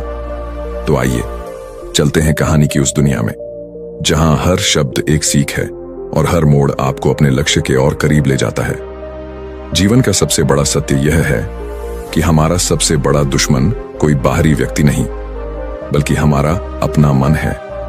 मन के जीते जीत है और मन के हारे हार। यह मन ही है जो इंसान को ऊंचाइयों पर पहुंचा सकता है, और यही मन उसे गर्त में भी गिरा सकता है। जब मन अशांत हो, नकारात्मक विचारों से भरा हो, तो वह हमें ऐसे रास्तों पर ले जाता है जो हमें नुकसान पहुंचाते हैं, गलत निर्णय लेने पर मजबूर करते हैं और अंत में पछतावे के सिवा कुछ नहीं देते। लेकिन जब मन को नियंत्रित करना आ जाता है, उसे सही दिशा देना आ जाता है, तो वही मन हमें सफलता, शांति और संतोष दिला सकता है। यह नियंत्रण किसी बाहरी उपाय से नहीं आता, बल्कि आत्म अनुशासन और निरंतर अभ्यास से आता है। सुबह और शाम अपने विचारों की सफाई करना, जैसे हम रोज अपने शरीर की सफाई करते हैं, मन को स्वच्छ रखने का सबसे आसान तरीका है। हर नया दिन एक नया अवसर है, एक नई शुरुआत है। कल क्या हुआ यह बीत चुका है, आने वाला कल अनिश्चित है। जो हमारे पास है वह केवल यह वर्तमान क्षण है। यदि हम आज को पूरी निष्ठा, प्रेम और जागरूकता से जी लें तो हमारा हर कल अपने आप बेहतर हो जाएगा। लेकिन हम अक्सर इस पल को जीना भूल जाते हैं। या तो हम अतीत में उलझे रहते हैं, उन बातों को सोचते हैं जो बदल नहीं सकती, या फिर भविष्य की चिंताओं में डूबे रहते हैं जो अभी आई भी नहीं है।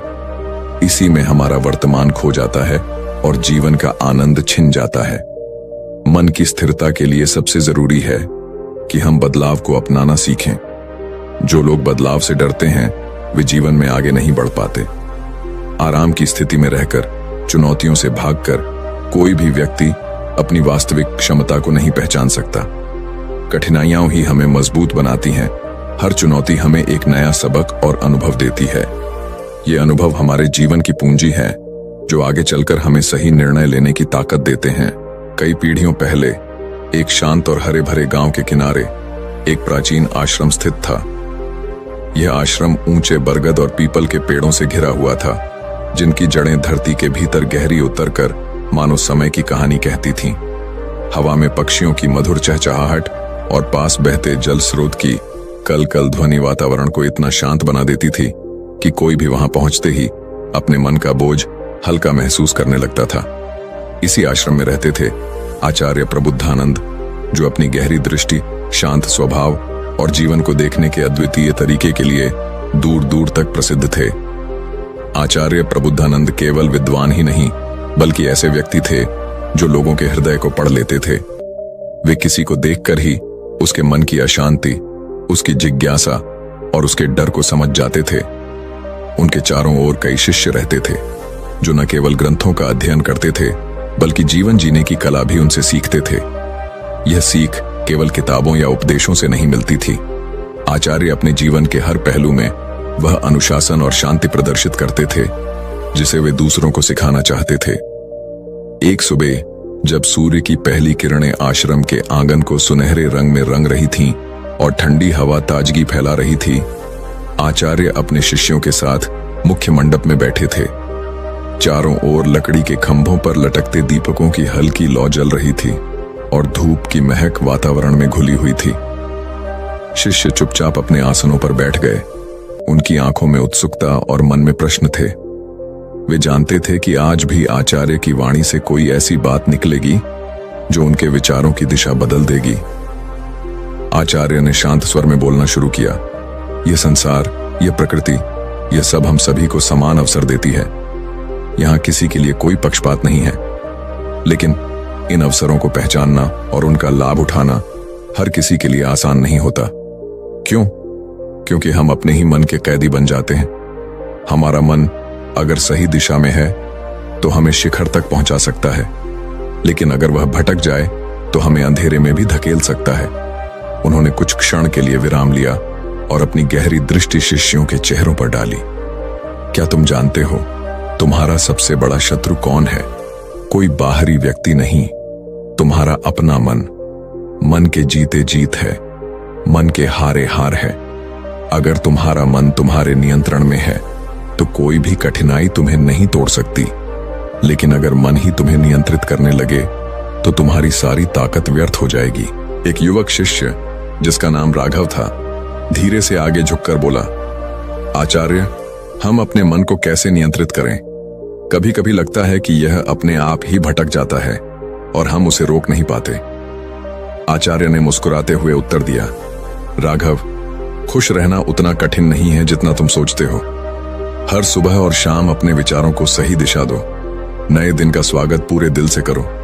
ये मत सोचो कि कल क्या होगा, वह किसी ने नहीं देखा, लेकिन आज तुम्हारे पास है और यह सबसे बड़ा उपहार है, इसे बर्बाद मत करो। उन्होंने आगे कहा, जो लोग बदलाव को अपनाना सीख लेते हैं वे ही आगे बढ़ते हैं। आराम की स्थिति में रहकर तुम कुछ बड़ा नहीं कर सकते। समय के साथ बदलना, कठिनाइयों का सामना करना और उनसे सीख लेना ही तुम्हें मजबूत बनाता है। अगर तुम सोचते हो कि गलत रास्ते पर चलकर अच्छे परिणाम मिलेंगे तो यह तुम्हारी सबसे बड़ी भूल है। अच्छे परिणाम पाने के लिए अच्छे विचार और अच्छे कर्म जरूरी हैं। मंडप में बैठे सभी शिष्य ध्यान से सुन रहे थे। आचार्य की वाणी में एक ऐसी ताकत थी जो सीधे हृदय में उतर जाती थी। उन्होंने कहा, तुम्हारे विचार और तुम्हारे कर्म ही तुम्हारी दुनिया बनाते हैं।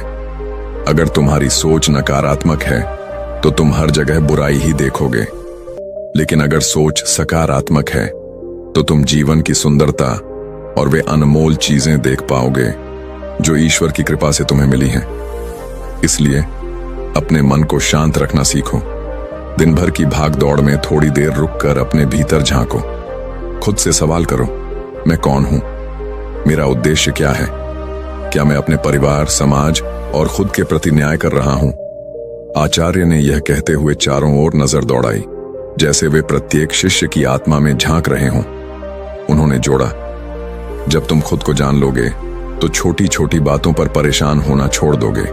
तब तुम्हें समझ में आएगा कि कौन सा काम तुम्हें दुखी करता है और कौन सा काम तुम्हें खुशी देता है। दुख देने वाले काम छोड़ दो और खुशी देने वाले काम अपनाओ। जीवन छोटा है लेकिन इसे सार्थक बनाया जा सकता है। इतना कहते ही आचार्य ने अपनी दृष्टि आकाश की ओर उठाई, मानो वहां से शक्ति ले रहे हों। फिर बोले, तुम्हारे दिल की आवाज तुम्हारा सबसे बड़ा मार्गदर्शक है। यह तुम्हें हमेशा सही दिशा में ले जाएगी। इसे कभी नजरअंदाज मत करो। और याद रखो, जीवन में सबसे बड़ा धन प्रेम और करुणा है। प्रेम वह शक्ति है जो तुम्हें महान बना सकती है और गलत रास्तों से बचा सकती है। जिसके दिल में प्रेम है वह कभी किसी के साथ बुरा नहीं कर सकता। मंडप में सन्नाटा छा गया था। सुबह की धूप अब ऊंची हो चुकी थी और उसके सुनहरे किरणें खिड़की की झिड़रियों से भीतर आकर लकड़ी के फर्श पर पड़ रही थीं। बाहर पक्षियों की आवाज अब थोड़ी धीमी थी, लेकिन दूर से मंदिर की घंटियों की मधुर ध्वनि सुनाई दे रही थी। शिष्य अब भी अपनी अपनी जगह पर बैठे थे, जैसे कोई अदृश्य डोर उन्हें आचार्य के शब्दों से बांधे हुए थी। आचार्य प्रबुद्धानंद ने अपना स्वर थोड़ा गहरा किया और बोले, तुम सबको यह समझना होगा कि कठिनाइयां और परेशानियां जीवन का हिस्सा हैं। इन्हें मिटाने की कोशिश मत करो, बल्कि इनसे सीखने की कोशिश करो। देखो, जब कोई लोहा आग में तपाया जाता है तभी वह और मजबूत बनता है। वैसे ही इंसान भी कठिन परिस्थितियों में ही अपनी असली ताकत पहचानता है। जो लोग मुश्किल समय में भी हार नहीं मानते, वही अंत में सफलता का स्वाद चखते हैं। उनके शब्दों में एक ठहराव था। पास बैठे एक और शिष्य, जिसका नाम वसंत था, संकोच से बोला, आचार्य, लेकिन कभी कभी परिस्थितियां इतनी कठिन हो जाती हैं कि मन बिल्कुल टूटने लगता है। उस समय क्या किया जाए? आचार्य ने उसे ध्यान से देखा, फिर मुस्कुराकर बोले, वसंत, जब तूफान आता है तो बड़े बड़े वृक्ष भी गिर जाते हैं, लेकिन घास के तिनके झुक जाते हैं और तूफान गुजर जाने के बाद फिर से सीधा खड़े हो जाते हैं। यही रहस्य है। लचीला बनो, परिस्थितियों के आगे झुको, लेकिन टूटो मत। जब तुम्हारे भीतर लचीलापन होगा तो कोई भी तूफान तुम्हें स्थायी रूप से गिरा नहीं सकता। मंडप में बैठे अन्य शिष्यों ने भी सिर हिलाया, जैसे वे इस बात को अपने दिल में बसा रहे हों। आचार्य ने आगे कहा, और एक बात याद रखो, गलत रास्ते पर चलकर कभी सही मंजिल तक नहीं पहुंचा जा सकता। यदि तुम्हारे कर्म शुद्ध नहीं है तो परिणाम भी अच्छे नहीं होंगे। इसलिए अपने विचारों को पवित्र रखो और उन्हीं विचारों को कर्म में बदलो। थोड़ी देर तक मौन छाया रहा। केवल बाहर बहती ठंडी हवा की आवाज आ रही थी। फिर आचार्य ने धीरे धीरे कहना शुरू किया, मन को शांत रखना भी एक कला है।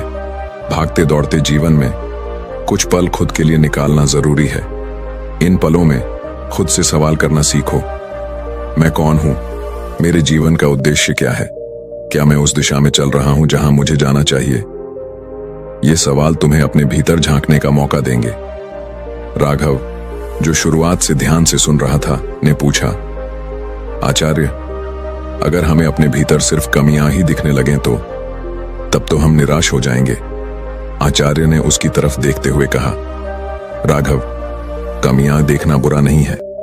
असली गलती है उन्हें न मानना या उन्हें छुपाना। जब तुम अपनी कमजोरियों को पहचानते हो तभी तुम उन्हें दूर करने की राह पर चल पाते हो। यह आत्मज्ञान का पहला कदम है, खुद को पूरी तरह जानना, अच्छे और बुरे दोनों पहलुओं को। इसके बाद आचार्य ने अपनी दाहिनी हथेली आसमान की तरफ उठाई, जैसे किसी अदृश्य शक्ति को महसूस कर रहे हों, और बोले, जीवन में प्रेम और करुणा को सबसे ऊपर रखो। यह दुनिया जितनी नफरत और ईर्ष्या से भरी है, उतनी ही वह प्रेम और करुणा की भूखी भी है। जब तुम्हारे दिल में दूसरों के लिए सच्चा प्रेम होगा तो तुम किसी के साथ बुरा करने का सोच भी नहीं पाओगे, और यह प्रेम तुम्हें भीतरी शांति देगा जो किसी और तरीके से नहीं मिल सकती। उन्होंने एक गहरी सांस ली और चारों ओर देखते हुए कहा, अपने शब्दों का चुनाव सोच समझकर करो। शब्दों में तलवार से भी ज्यादा ताकत होती है। वे न केवल तुम्हारे जीवन को बल्कि दूसरों के जीवन को भी गहराई से प्रभावित करते हैं। कभी ऐसा मत कहो जो किसी के दिल को चोट पहुंचाए। सच भी प्रेम और सम्मान के साथ कहा जा सकता है। अगर गुस्से में हो तब भी अपनी वाणी में संयम रखो, ताकि बाद में पछताना न पड़े। मंडप में बैठे सभी शिष्य अब न केवल सुन रहे थे, बल्कि उनके चेहरों पर एक नया भाव था, मानो उन्होंने अपने भीतर कुछ बदलते हुए महसूस किया हो। ठंडी हवा अब भी बह रही थी और धूप की गर्मी धीरे धीरे बढ़ रही थी, लेकिन आश्रम के अंदर का माहौल एक अलग ही तरह की शांति से भरा हुआ था। आचार्य प्रबुद्धानंद ने अपने आसन पर थोड़ा पीछे झुकते हुए कहा, तुम सबको यह भी समझना होगा कि मन को जीतना केवल ध्यान या प्रार्थना से नहीं होता। यह रोजमर्रा की छोटी छोटी आदतों से भी जुड़ा है। जब तुम सुबह उठते हो तो अपने मन को सकारात्मक विचार से भरना दिन की शुरुआत को बदल सकता है। अगर दिन की शुरुआत गुस्से, आलस या नकारात्मक सोच से होगी तो बाकी का दिन भी वैसा ही बीतेगा।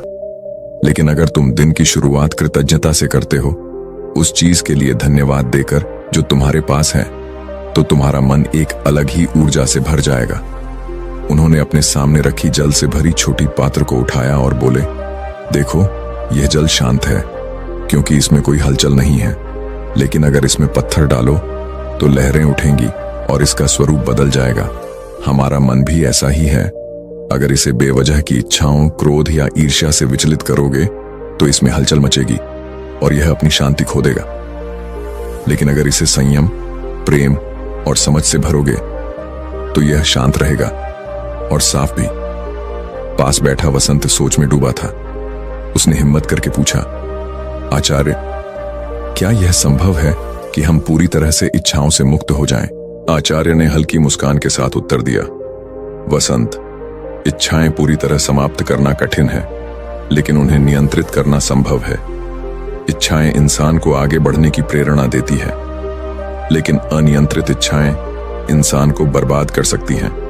जैसे आग अगर चूल्हे में जल रही हो तो खाना पकाती है और जीवन देती है, लेकिन अगर वही आग घर के बाहर फैल जाए तो विनाश कर देती है। वैसे ही इच्छाएं सही सीमा में हों तो अच्छी हैं, लेकिन बेकाबू हो जाए तो विनाशकारी हैं। उन्होंने अपने हाथ जोड़कर कहा, तुम्हें यह सीखना होगा कि जो तुम्हारे पास है उसमें संतोष कैसे पाया जाए? इसका मतलब यह नहीं कि तुम्हें आगे बढ़ने की कोशिश छोड़ देनी है, बल्कि यह है कि तुम्हें अपने प्रयासों के बीच भी शांति बनाए रखना सीखना है। संतोष वह कुंजी है जो मन की बेचैनी को बंद कर देती है। शिष्य ध्यान से सुन रहे थे। मंडप में हल्की हल्की धूप फैल गई थी और एक ठंडी हवा खिड़कियों से अंदर आ रही थी, जिससे दीपकों की लौ हल्की हल्की हिल रही थी। वातावरण में एक अदृश्य गंभीरता थी, मानो ये शब्द केवल शिष्यों के लिए नहीं, बल्कि स्वयं समय के लिए भी कहे जा रहे हों। आचार्य ने अपनी बात को आगे बढ़ाया। जीवन का सबसे बड़ा साहस है खुद के डर का सामना करना। डर हमारे भीतर एक अंधेरा कोना है जो हमें आगे बढ़ने से रोकता है, लेकिन जब तुम उस कोने में दीपक जलाते हो तो पाते हो कि वहां कुछ भी डरावना नहीं था, सिर्फ तुम्हारी कल्पना थी। इसीलिए हर बार जब डर सामने आए तो उससे भागो मत, बल्कि उसकी ओर कदम बढ़ाओ। जितना तुम डर से भागते हो वह उतना ही तुम्हारे पीछे आता है। जितना तुम उसका सामना करते हो वह उतना ही छोटा हो जाता है। उन्होंने एक पल रुक कर गहरी सांस ली और कहा, और अंत में याद रखो कि सच्चा ज्ञान केवल सुनने या पढ़ने से नहीं आता।